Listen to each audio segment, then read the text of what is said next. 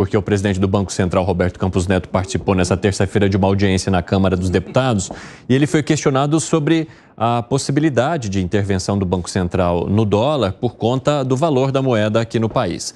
Já já a gente vai entender um pouco mais essa história com os nossos comentaristas, né? Eles vão trazer a opinião crítica e contextualizar, mas quem traz as informações é a Marília Ribeiro. Por favor, Marília, como é que foi essa audiência? Oi, Evandro. Então, o presidente do Banco Central, Roberto Campos Neto, disse que a responsabilidade pela atuação no câmbio não é apenas sua. Campos Neto, ele foi questionado, pelos parlamentares sobre o porquê o Banco Central não reagiu em meio sobre a forte alta no dólar que vem acontecendo nesses últimos meses. Ele ressaltou que a decisão de intervir em momentos em que a moeda mostra algum movimento disfuncional não é apenas do presidente, mas também do colegiado. Ele também falou, que dos 4 diretores, esses 4 diretores foram escolhidos pelo governo e nós temos esse trecho da fala do presidente do Banco Central e vamos ouvir agora. Toda vez que o mercado está nervoso, nós discutimos, é hora de fazer intervenção ou não é hora de fazer intervenção. O Banco Central tem muita reserva e vai fazer intervenção se precisa. Inclusive o diretor de câmbio, o diretor da DIPOM, que cuida do câmbio hoje, que nós discutimos, é um diretor que foi nomeado pelo governo. E nós discutimos, Inclusive o diretor de câmbio hoje, que é o principal na área de câmbio, foi nomeado pelo governo e nós discutimos muito. Com outros diretores também, não é um voto, não é uma decisão somente do presidente. Evandro, Roberto Campos Neto também falou que se o Banco Central fizer muita intervenção, os agentes de mercado vão buscar proteção com outra variável. Nós também temos esse trecho.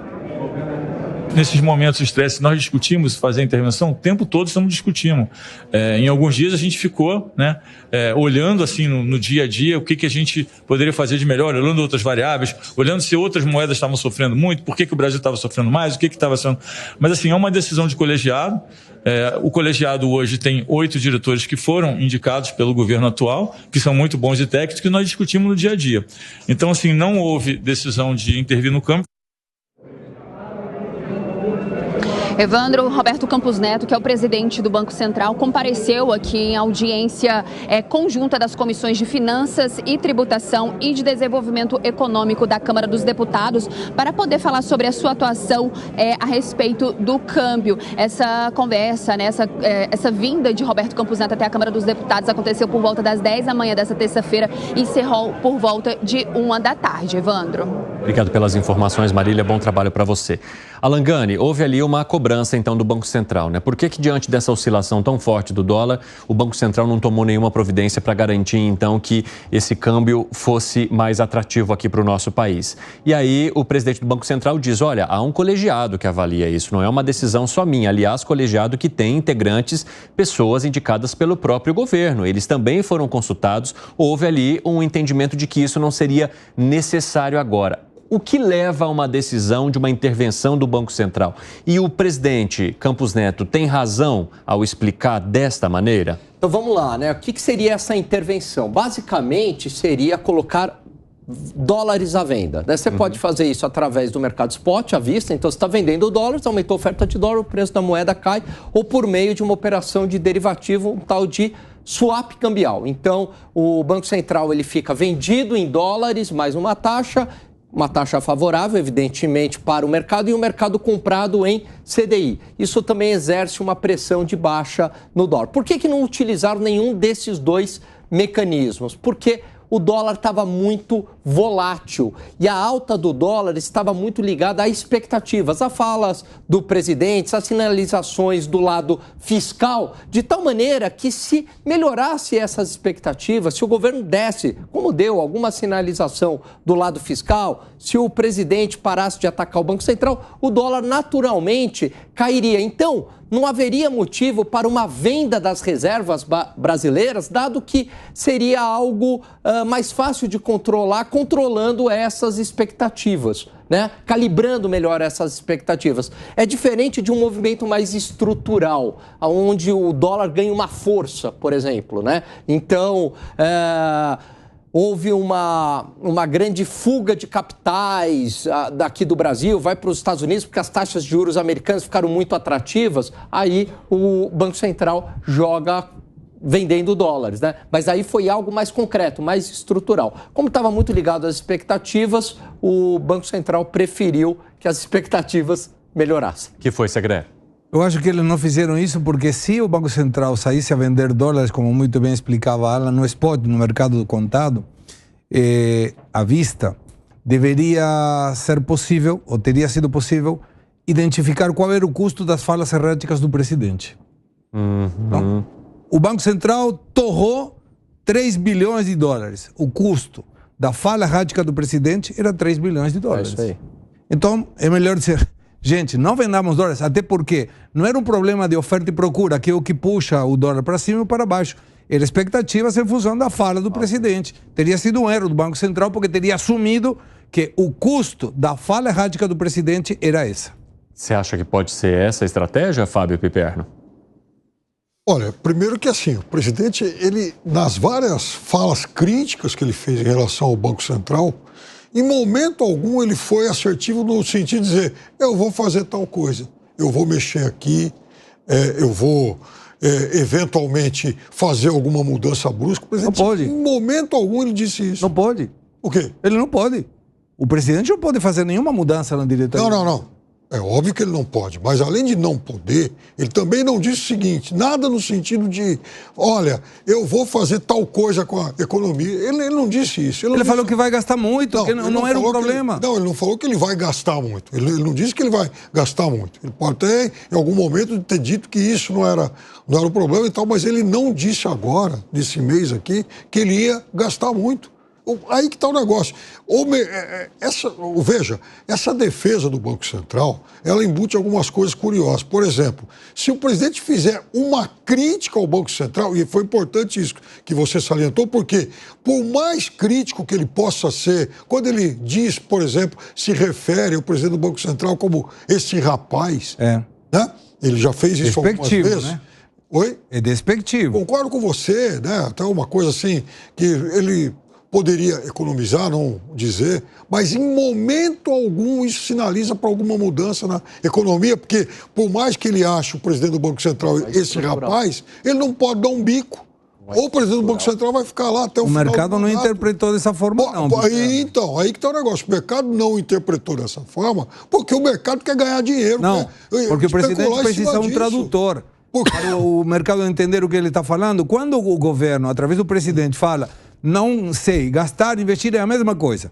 Eu não estou preocupado, se tenho que gastar, tenho que gastar. Ele não falou nesse movimento agora. Se ele falou lá atrás, é aí que está a questão. Um mês atrás, foi quando o dólar começou a subir. Tanto que, veja, hoje a Bolsa está com 132 mil pontos, está pertinho do recorde. O dólar caiu aí para 5,44, muito alto ainda, mas caiu 30 centavos. Mas o recorde tira o custo de oportunidade aí dessa Bolsa andando de lado por tempos. Né? Olha, você pega o S&P 500 em dólar do pré-pandemia até agora, é 130%. E Bovespa é 10%. Cada coisa é uma coisa. Não. Compara o desempenho das duas. O recorde do Bovespa foi em novembro do ano passado.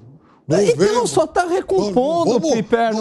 Só está recompondo, não tem tendência, um eterno ioiô, uma eterna agonia isso daqui. Com o período pandemia. O recorde foi em dezembro do ano passado. Não, mas eu só estou ilustrando que o crecimento da Bolsa é ridículo no Brasil. É pífio comparado à Bolsa Americana. Comparado com a Bolsa Americana, e nesse longo recorte que você fez, é verdade. Agora, o que eu estou te falando é o seguinte, em relação ao ano passado, não há praticamente perda. Agora, enfim, está perto. Mas voltou, porque bateu lá os 119 mil pontos e agora só recuperou. Não é? Olha o tempo que a gente perdeu nesse tempo, Piperno, exatamente, mas então, por conta de falas horríveis. Havia motivo plausível algum para desabar, como aconteceu. Agora, muita gente ganhou muita grana. Mas no momento em que, de novo, a economia cresce, o desemprego cai, a indústria cresce 4%. Piperno, tudo bem. Inclusive, o volume de investimentos externos voltou a aumentar. Você está trazendo lados da atividade econômica que eu concordo. Agora, o fiscal tem piorado, as expectativas inflacionárias têm desancorado, o dólar tem subido. Então, assim, de um lado, a atividade econômica vai razoavelmente bem. Agora, do outro lado, você tem problema de inflação voltando e você tem problema... problema do fiscal, principalmente pelo problema do fiscal. E isso está muito ligado às sinalizações do governo. Tanto aos dados quantitativos que vêm acima do esperado e também as falas, o lado qualitativo. É claro que vai piorar o fiscal e vai piorar a inflação. Aliás, sabe onde que eu já vi esse filme, ô Piperno? Dilma. Ih, mas eu vou falar um negócio. E se perder o Banco Central, acabou, hein? O problema é que a crítica ao governo recorre ao tempo do cinema mudo. Eu vi esse filme. No tempo não é do cinema mudo, ó. É recente, é um passado recente. Zé, quero te ouvir. É interessante que a gente fala sobre a moeda, o valor da moeda. Eu sempre digo aqui que é muito difícil, né, Alan, dizer, olha, o dólar no Brasil está supervalorizado, subvalorizado. Existem algumas técnicas que eu acho interessantíssimas, como aquela do sanduíche, né, de calcular o custo de um sanduíche famoso aí no mundo. Mas o que me impressiona, por exemplo, o Brasil está com uma reserva de 345 bilhões... 45. 357. A última 357 de dólares. Foi o último número que eu... E tem ainda uma reserva de ouro, mais de 12 toneladas de ouro, o que daria ali uns 7,5 bilhões de dólares. Isso aí é para garantir a saúde do real, né, frente às outras moedas. Acabou aquele negócio do lastro, que tinha que ter em ouro, que tinha que ter em dólar. Os Estados Unidos rompeu essa barreira do lastro, que tinha que ter em ouro, né? E a gente não sabe realmente muito difícil saber qual é o valor real do dólar. Fica muito difícil. Mas o mercado vai empurrando. E o Banco Central dá os sinais. Quando ele entra comprando, ele diz, olha, eu quero que o dólar fique nesse patamar, né? Fique entre esse e entre esse. Quando ele entra vendendo e entra comprando, ele sinaliza. Eu acompanhei esse processo muito, Alan, porque o dólar antigamente era... Nossa, a história do dólar no Brasil mereceria um filme, viu? Ele era fixo e depois ficou controlado. Você comprava dólar no câmbio negro. Hoje o câmbio negro é só para bandido, para contrabando. Porque se quiser, você vai lá no banco e compra. Isso era inimaginável. No Congresso tinha assessor só para comprar dólar e uísque. Comprava dólar... Era o assessor especial para esses assuntos. Os aspones. Comprava dólar, arranjava namorada para senador e comprava o uísque importado ilegalmente das embaixadas, né? E aí isso acabou. E agora o trânsito livre, né? E define um valor de mercado. Eu sou um admirador de mercado. Quanto mais eu leio sobre o mercado, eu fico... Eu acho um mecanismo que ninguém domina, não tem lei que domina. Você chega lá no interior do Ceará, de Minas, o preço do feijão é mais ou menos o mesmo, o preço do carro usado é o mesmo, porque o mercado se equilibra. Todos os produtos, inclusive o uísque importado ilegalmente aqui em Brasília. Fabuloso, Zé Maria. Piperno tá escorrendo uma lágrima ali. Estava anotando, o Piperno estava anotando. Estava anotando. Fabuloso, Ou Zé seja, Maria. Quem inventou a noção de que existe especulação é um maluco lunático marciano. Isso definitivamente não existe, porque o mercado é perfeito e a mão invisível, ela toca tudo.